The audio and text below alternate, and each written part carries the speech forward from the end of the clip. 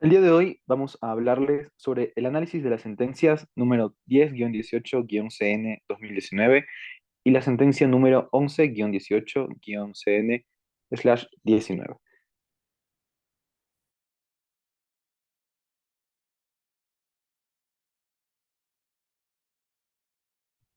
Listo. Bueno, vamos a empezar con la sentencia número 10-18-CN/19, la cual habla sobre el matrimonio entre las personas del mismo sexo, teniendo como fecha el 12 de junio del 2019 y como juez ponente al juez constitucional Ali Lozada Prado. Ahora bien, respecto a los antecedentes, todo empieza en agosto del 2018 con una acción de protección planteada por los señores Rubén Salazar Gómez y Carlos Verdesoto Rodríguez. Todo esto fue en contra del registro civil, ante la negativa de a celebrar el matrimonio de las dos personas anteriormente mencionadas. Ahora, posteriormente, la jueza Gabriela Lemos de la Unidad Judicial Civil con sede en la parroquia Iñaquito, para resolver el fondo de esta acción de protección, pues realizó una consulta a la Corte Constitucional con respecto a dos artículos empleados por el registro civil en la respuesta negativa que les dio a los accionantes. Ahora, para mayo del 2019, el juez Lozada convocó a todos los involucrados y todos los interesados en el caso a audiencia pública. Entonces, antes de seguir con respecto a la competencia que tiene la Corte Constitucional, pues esta se ve fundamentada en los artículos 428 de la Constitución y el artículo 142 de la Ley Orgánica de Garantías Jurisdiccionales y Control Constitucional. Ahora, siguiente diapositiva, por favor. Bien, ¿qué dicen los artículos que entraron a consulta? Bueno, los artículos 81 del Código Civil y 52 de la Ley Orgánica de la Gestión de Identidad y Datos Civiles establecen que el matrimonio es la unión de un hombre y una mujer, dejando de lado a las parejas homosexuales que buscan y desean casarse. Sumándose asimismo el segundo inciso del artículo 67 de la Constitución, como pueden ver. Eh, los tres artículos establecen lo mismo. Ahora, siguiente diapositiva, por favor. Ahora, ¿qué pasa con esto? ¿Qué pasa con estos artículos? Con esto surgen una serie de problemas jurídicos, siendo el primero. La Constitución prohíbe al legislador a instituir el matrimonio entre personas del mismo sexo. Ahora, con respecto a esto se presentan argumentos tanto a favor como en contra. Primero vamos a ver los argumentos a favor. Estos son el argumento literalista, el cual establece que se debe seguir en el tenor literal del segundo inciso del artículo 67 de la Constitución, el cual define estrictamente que el matrimonio tiene que ser o es la unión entre hombre y mujer, supuestamente prohibiendo al legislador a conceder el poder jurídico de casarse a las personas homosexuales. Asimismo, se presenta un argumento intencionalista, el cual sostiene que la intención del constituyente al crear dicho inciso fue de privar a aquellas parejas a contraer matrimonio, por lo cual establecen ambos argumentos que no es inconstitucional. A su vez, ambos argumentos también encuentran su fundamento en el principio de deferencia y el valor de la democracia, como lo llama la misma Corte Constitucional, la exigencia prima facie de guardar fidelidad al texto constitucional y a la intención de quien lo expidió, respectivamente. A esto se suman ciertos criterios que pueden degenerar en la prohibición de instituir el matrimonio igualitario. Todo esto hay que tener en cuenta que es en el contexto del proceso constituyente que se llevó a cabo para la Constitución del 2008. Entonces, primero, se habla de la esterilidad reproductiva de este tipo de parejas, estableciendo que la incapacidad que tienen para procrear no permita cumplir los supuestos fines del matrimonio, que son conformar una familia y perpetuar la especie. Ahora, después, también muchos representantes populares en este proceso constituyente denotaron su negativa al matrimonio igualitario porque supuestamente rompía con la idea tradicional que existe sobre el matrimonio. También muchas personas, tanto en nuestro país como en el resto del mundo, concebían a la homosexualidad como un desorden psíquico, como demencia, como una enfermedad mental, la cual establecía incluso que requería de un tratamiento terapéutico o psicológico. También se concebía la homosexualidad como un desorden el cual afectaba la moralidad de las costumbres sexuales y a esta concepción se sumaban también ciertos argumentos religiosos. Y por último, se pensaba que el derecho de educar a los hijos en la heterosexualidad se veía afectado, se veía vulnerado si es que se reconocía el matrimonio igualitario. Ahora, por otra parte, y con los argumentos en contra, el derecho a la familia y el reconocimiento de los distintos tipos que existen, así como el derecho al matrimonio, al libre desarrollo de la personalidad, a la libertad de conciencia, de intimidad, entre otros, todos estos derechos constituyen la tesis en contra de la supuesta prohibición a instituir el matrimonio igualitario.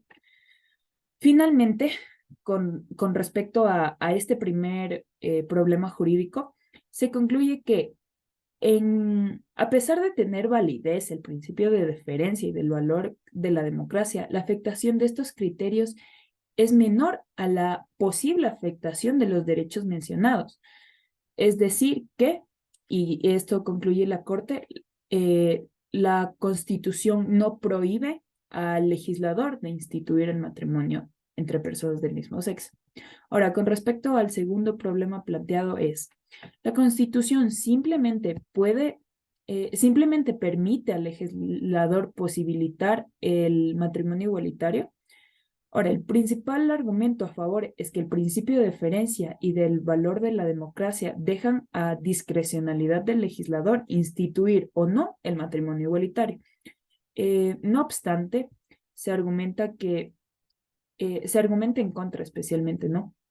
Que la falta de legislación con respecto a aquel tema transgrede muchos derechos, especialmente al derecho de la igualdad formal y la igualdad material, legando ciertos puntos. Por ejemplo, no existe un fin constitucional que explique o que justifique la privación del derecho de las personas homosexuales a casarse.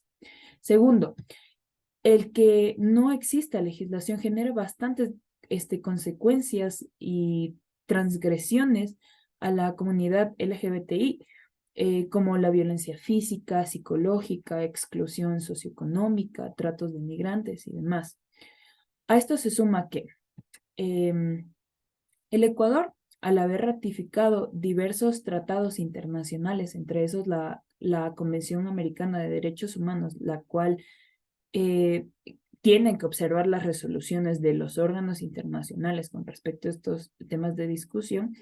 En este caso, la Corte IDH, en el 2014, con respecto al artículo 17.2 de la Corte Americana de Derechos Humanos, la cual establecía igualmente que el matrimonio era entre hombre y mujer, resolvió que, a pesar de reconocer literalmente eso, esto no significaba que era una definición absoluta o restrictiva de la forma de entender al matrimonio y de la forma de fundar una familia, agregando que la creación de una figura legal similar, de una figura legal o de una institución, por decirlo así, similar al matrimonio, pero que no se llame matrimonio, valga la redundancia, solo generaría mucha más discriminación y más desigualdad. Haciendo una interesante analogía, al principio racista que regía en Estados Unidos hace mucho tiempo, que es separados pero iguales. Y bueno, finalmente reconoció la Corte IDH el derecho al matrimonio homosexual y con esto sentó las bases para la observancia de los estados parte que se suscriben a los tratados internacionales, que los han ratificado. Por lo que, dando respuesta a este segundo problema, el legislador no está simplemente permitido instituir el matrimonio igualitario. Siguiente diapositiva, por fin. Sí, gracias. Partimos entonces a los problemas jurídicos específicos, donde tenemos que analizar si la Constitución obliga al legislador a instituir el matrimonio entre personas del mismo sexo. Y si la respuesta fuese afirmativa, debemos saber cuál sería la consideración y respuesta de la Corte, por lo que es importante realizar un análisis como tal de la argumentación de la Corte. Esto es un complemento a los problemas que ha planteado Valerie. Para proceder debemos contextualizar el hecho de que poseemos una constitución propia del Estado constitucional, primando la supremacía de donde parte la existencia de la máxima jerarquía formal y la máxima prioridad sustantiva. ¿Qué entendemos por máxima jerarquía? Pues la rigidez normativa como tal. Mientras que la máxima prioridad sustantiva es comprender que la Constitución es simplemente superior a la ley. Contiene fines, principios y valores de justicia, en síntesis. Posee un tejido axiológico, como es mencionada en la sentencia, y va de la mano con el bloque de constitucionalidad, lo que ya se mencionaba, pues dota de sentido, cohesión y unidad. El análisis de la Corte, pues partiendo de los problemas específicos, desarrolla la resolución de subproblemas, mediante el ejercicio de la interpretación. Nos vamos a preguntar si la Constitución prohíbe explícitamente al legislador el instituir el matrimonio igualitario. El método de interpretación que prima, es decir, el cual se emplea de forma inmediata, es el literalista, pero la Corte también emplea la interpretación intencionalista. En el método literalista se rigen bajo el tenor literario de la norma, el significado exacto, o como se le diría, la lectura literal, donde se entiende que la norma prohíbe el matrimonio entre personas del mismo sexo, pero determina que no es unívoco el significado y por ende no puede ser interpretado desde el sentido estricto de la norma. Por otra parte, el intencionalista tiene como objetivo observar la intención del legislador, donde se asume que el constituyente pretendía prohibir el matrimonio igualitario. Sin embargo, suena risible. La lectura de la norma no nos permite asumir simplemente que el hecho de establecer hombre y mujer planeaba excluir de forma absoluta el matrimonio en otras formas, y no existe con claridad una vía para evidenciar realmente cuál fue la intención del constituyente. No hay que olvidar que el artículo 437 de la Constitución no reduce a la interpretación netamente en la literalidad, sino que la abre, la expande hacia la integralidad, la interpretación teleológica, la sistemática, principio de proporcionalidad y a la ponderación, donde precisamente el fin interpretativo, bueno, de la Corte consistirá en la identificación y posterior ponderación de los principios, fines y valores. En los principios, fines y valores que apuntan la prohibición de la norma, los cuales ya mencionó Valerie, el análisis considera varios puntos como la homosexualidad como un desorden psiquiátrico. Lo ya mencionado, pero ahora desde un análisis de la Corte, el cual la Corte como tal desacredita por la inexistencia racional de evidencia sobre esta afirmación. En el punto referente a la esterilidad reproductiva, la Corte consideró dicho argumento como equívoco, por el hecho del reconocimiento de familias en diversos tipos, como lo establece el 67 de la Constitución, al entender que las parejas monogámicas pueden ser infértiles, por ejemplo, o pueden decidir no procrear voluntariamente. La conformación de familias, por ejemplo, donde están presentes hijos no biológicos, y el que no es la finalidad como tal del matrimonio, el evitar el decrecimiento demográfico. En el caso de la consideración de la inadecuación de uniones homosexuales al modelo tradicional del matrimonio, donde como tal la Constitución no protege tradiciones jurídicas institucionales, las tradiciones son hechos, por lo que ellas no infieren en la creación como tal de normas. Referente a la homosexualidad como desorden moral, debemos recordar que en el Ecuador más del 80% de personas afirman ser católicos y dichas personas, en su mayoría expuestas a una doctrina religiosa, consideran al matrimonio homosexual como algo que simplemente no puede ser concebido, pero no niega excepciones, por así decirlo, en caso de personas. También sabiendo que no existe tipificación alguna de la homosexualidad como delito, por lo que sí podría ser acogido el matrimonio igualitario. La prohibición como tal significaría que la inconstitucionalidad pública supondría una transgresión de valores constitucionales, bueno, y esos valores serían el principio de autonomía, el valor de la laicidad, la afectación también al summa causae, o sea, el buen vivir, donde se gestiona la pluralidad. Entendemos que las personas no son iguales y donde no existe una moral adecuada que no sea impuesta por el Estado.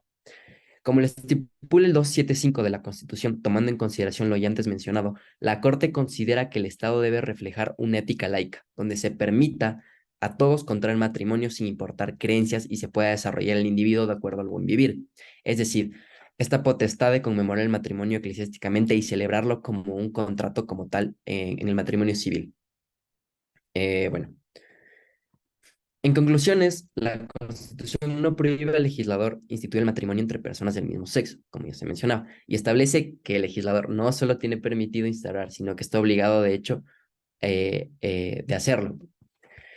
Y de no hacerlo provocaría una responsabilidad internacional. Entonces, la Corte como tal resuelve la declaración de la inconstitucionalidad de los fragmentos hombre y mujer, y la palabra procrear, del artículo 81 del Código Civil y el 52 de la Ley Orgánica de Garantías Constitucionales, fundamentándose en lo antes ya mencionado, donde existió una ponderación en relación a la deferencia a la autoridad y su valor democrático, en contraste con las consideraciones de la Corte, donde considera equívocos varios puntos y se sustenta en que todas las personas son iguales y gozarán de los mismos derechos. La norma es discriminatoria por la diferenciación, la inexistencia de un fin constitucional, la imposibilidad de casarse, pues genera efectos degradantes y estigmatización hacia las personas, un deterioro a la vida como tal.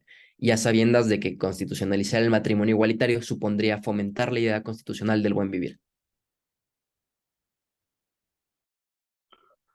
Seguimos. Ahora vamos a hablar de la sentencia 11-18-CN/19, que tiene como juez ponente a Ramiro Ávila Santamaría y entró en vigencia el 12 de junio de 2019. Aprobaron esta sentencia Carla Andrade, Ramiro Ávila, Agustín Grijalva, Ali Lozada, Daniela Salazar, y salvaron sus votos Carmen Corral, Enrique Herrería, Teresa Núquez y Hernán Salgado. Siguiente diapositiva.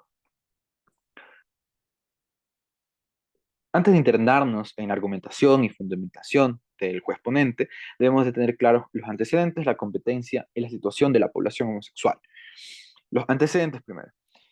Existe una solicitud de inscripción de matrimonio de los accionantes de esta acción de protección a una corte menor que la Corte Constitucional el 13 de abril del 2018. Esta solicitud de inscripción del matrimonio fue rechazada por el registro civil, alegando que en la Constitución de la República del Ecuador dice que el matrimonio solamente se puede contraer entre un hombre y una mujer. Esto se da el 7 de mayo del 2018. El 9 de julio se presenta una acción de protección bajo los siguientes argumentos. Vulneración de derechos. Se exige que se aplique la opinión consultiva de Costa Rica, numerada por la CIDH como OC 24/17, y además reparación integral del Estado ecuatoriano para esta pareja. El 14 de agosto se declara improcedente esta acción de protección por el juez de la Unidad de Tránsito de Quito y al mismo tiempo los accionantes presentan una apelación. Se desarrolla un proceso de suspensión y se consulta a la Corte Constitucional cómo proceder. Se sortea la causa, sale favorecido para ser el juez ponente Ramiro Ávila, se admite el trámite, se inicia la sustanciación, la audiencia pública, se escuchan a las personas que comparecen en esta audiencia pública y se designan también algunos amigos curae. Esto como antecedentes. Podemos decir que la Corte Constitucional es competente, acorde al 428 de la Constitución de la República y el 142 de la Ley Orgánica de Garantías Jurisdiccionales y Control Constitucional, lo referente a las consultas que se le pueden hacer a este organismo de máxima interpretación constitucional, con el fin de garantizar la supremacía, la unidad y la coherencia constitucional en los procesos judiciales. Entonces, antes de internarnos ya a la argumentación, el juez ponente aclara algunos datos, tanto del INEC, de los altos comisionados de la Organización de las Naciones Unidas y también de la Comisión Interamericana de Derechos Humanos, referente a aspectos de discriminación a la población homosexual, tanto en ámbitos sociopolíticos, en estructuras privadas, públicas, en administración de justicia, abuso policial, ámbito laboral, familiar, educativo y también en el ámbito de la salud. La consulta se hace a partir de que si es que se debe aplicar o no la opinión consultiva 24/17. Entonces, en la balanza podemos poner dos factores. se violenta la supremacía de la Constitución, referente en el 424 de la Constitución, si es que esta opinión consultiva se aplica en Ecuador, o si es que efectivamente la opinión consultiva se debe aplicar acorde al 417 de este mismo cuerpo normativo. Entonces, con el objetivo de delimitar el objeto de esta consulta, siguiente diapositiva, por favor. El juez ponente se plantea tres cuestionamientos que en resumen son los siguientes. Primero, analizar si es que esta opinión consultiva es de aplicación directa e inmediata en los casos en territorio ecuatoriano. Como segundo punto, si la opinión consultiva contradice a lo dispuesto en la Constitución. Y como tercero, si es que estos efectos jurídicos, en caso de que se aplique la opinión consultiva, cómo afectarían a los operadores de justicia, a los administradores de justicia y funcionarios públicos de nuestro territorio. Siguiente diapositiva. Ok, en base a esto, en la primera pregunta, antes de ir a la parte de la decisión, se desarrollan los siguientes conceptos. El juez ponente hace una diferenciación entre qué son tratados y convenios y qué son instrumentos internacionales. En el 426 dicen, la norma constitucional y los instrumentos internacionales son de directa e inmediata aplicación. Él nos dice, la opinión consultiva no es tratado y no es convenio, pero sí es instrumento internacional. Entonces debemos tener claro esa diferencia del término, por lo que podríamos concluir en que la opinión consultiva sí es de directa e inmediata aplicación.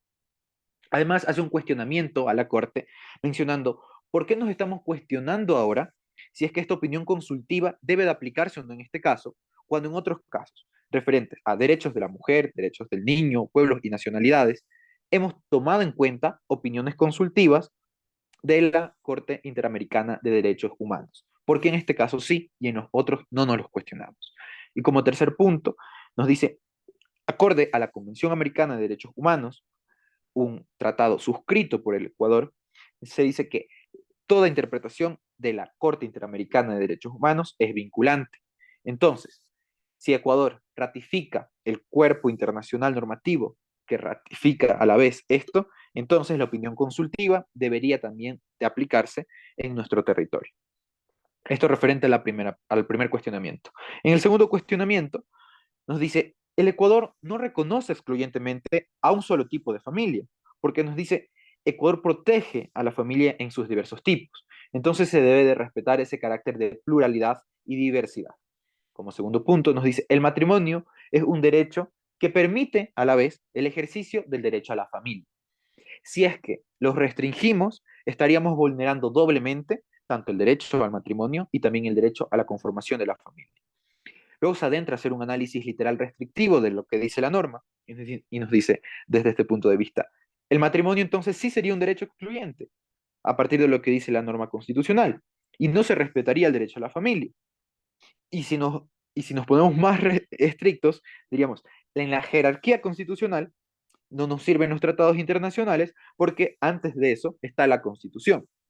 Entonces, este análisis literal restrictivo no favorece a realmente la integralidad de la norma, por lo que no se debería de aplicar. ¿Por qué? Porque se debe de aplicar el principio de favorabilidad, que es el que garantice el cumplimiento de la mayor cantidad de derechos posible, lo cual no se desarrolla y no acontece en este caso. Por tanto, hace un análisis sistemático con un enfoque en el principio de igualdad, en que nos dice, si es que nos regimos estricta e irrestrictamente a lo que dice la norma constitucional, pues entonces estamos discriminando, contrariando el principio de la igualdad, en base a lo que dice el término, solamente el matrimonio lo pueden contraer hombres y mujeres. Así también estaría en contra de lo que se dispone en el artículo 11, referente a que ninguna persona puede ser discriminada, y entre esos casos también se estipula que la orientación sexual no es una motivación para ello.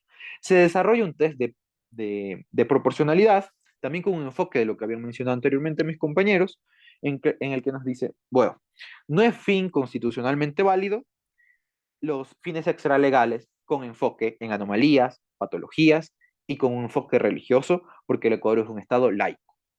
Tampoco son fines legales y no son constitucionalmente válidos el de la procreación. ¿Por qué? Porque si decimos no pueden ser matrimonio las personas que no tengan con el fin procrear, entonces no estamos vulnerando solamente a las personas homosexuales, sino también a las parejas estériles, a las parejas que han decidido adoptar, a las parejas que han decidido no tener hijos. Pero sí podrían cumplirse otros aspectos como la convivencia y el auxilio mutuo. Pero, ¿cuál es el fin constitucionalmente válido de esta consulta? Pues que la familia exista sin discriminación alguna y goce de la protección del Estado. Avanzando en este test de proporcionalidad, en la idoneidad y la necesidad de por qué se hace esto, se concluye en que es necesario, bueno, que no es necesario excluir para proteger, según lo que se estipula en el artículo 67. Y finalmente nos dice, no es proporcional, no es proporcional que se niegue el matrimonio igualitario. ¿Por qué?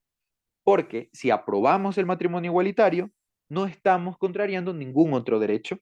Entonces, a partir de ese punto de vista, si no se afecta ningún otro derecho, no encontramos una motivación real para que esto no proceda.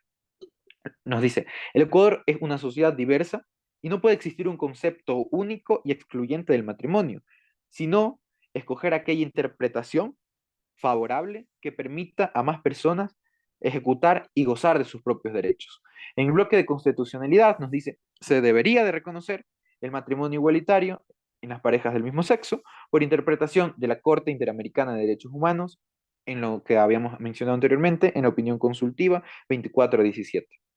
No solo eso, sino que a partir de un punto de vista de interpretación evolutiva, son poblaciones, esta, la homosexual, y también mujeres, niños, pueblos y nacionalidades que históricamente han sido discriminados y que han evolucionado en el tiempo y tanto internacionalmente como en territorios nacionales han logrado que se goce de esos derechos y se dejen de lado esa vulneración. Por ejemplo, específicamente en el caso de las parejas homosexuales, se debería de respetar desde el Estado, con un rol garantista, el derecho a la libre personalidad, a la identidad personal y familiar, a la identidad y sus manifestaciones, a la libre contratación, al matrimonio y a la unión de hecho.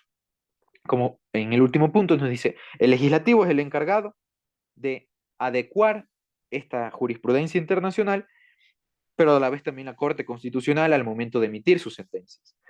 Y si no ocurre esto, pues hay obligación y responsabilidad internacional del Estado. Las autoridades obligadas a hacer esta adecuación, según la Ley Orgánica de Garantías Jurisdiccionales y Control Constitucional, es la Corte Constitucional.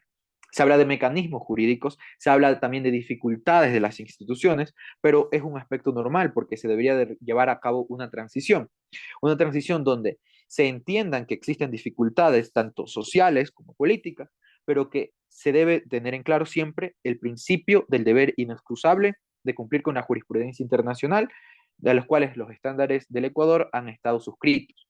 Con esto se puede hablar de un fin de la adecuación de esta jurisprudencia internacional. ¿Qué se decide en el caso? 3 puntos esenciales. La opinión consultiva es vinculante y forma parte del bloque de constitucionalidad para reconocer y determinar derechos. No existe una contrariedad y contradicción entre la declaración constitucional y el control convencional, sino más bien son complementarios. Por tanto, se debería de reconocer el matrimonio igualitario. Y ordena, por último, a la parte consultante que se ejecute lo dispuesto en la sentencia y se ordena al registro civil la inscripción de este matrimonio de los accionantes.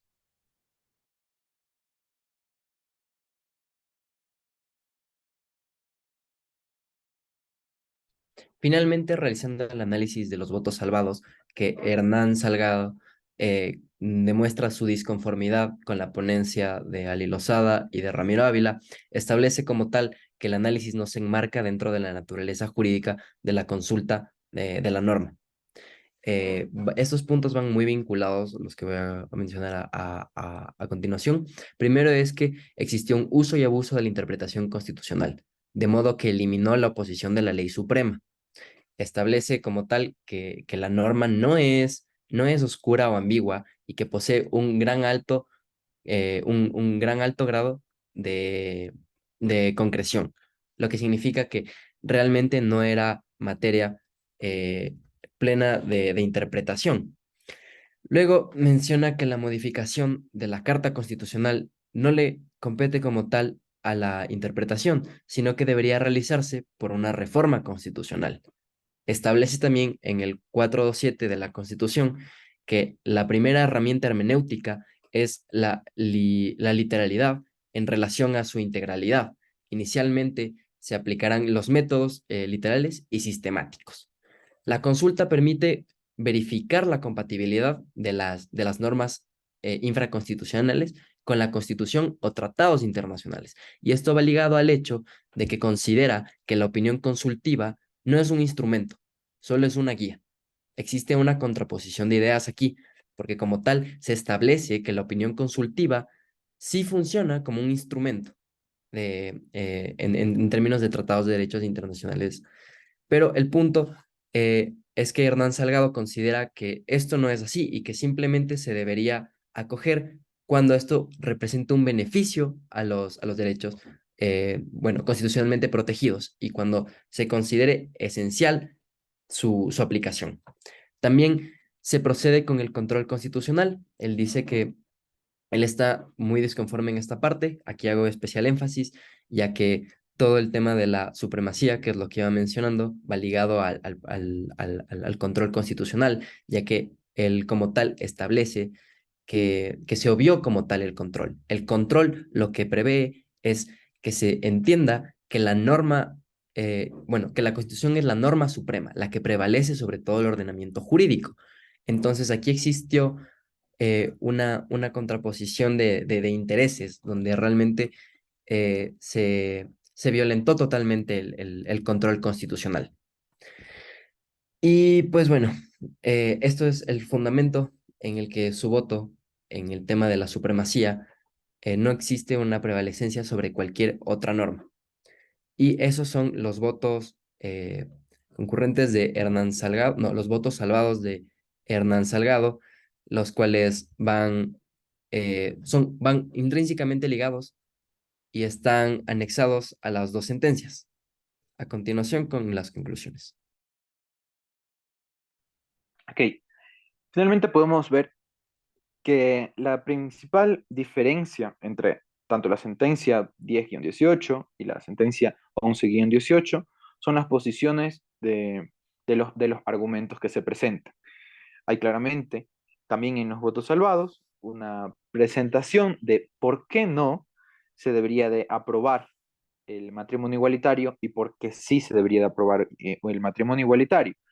Creo yo que desde un punto de vista sociológico también, en la parte que rechaza el matrimonio igualitario, porque toma, eh, digamos, aspectos tradicionalistas, aspectos también religiosos, que se contraponen realmente a los aspectos en los que rige el Estado ecuatoriano, el laicismo, y no se puede tampoco encontrar un fundamento lógico y válido en la posición de que la homosexualidad es una patología, porque estos son aspectos ya superados por la ciencia, explicados por la ciencia que no es así.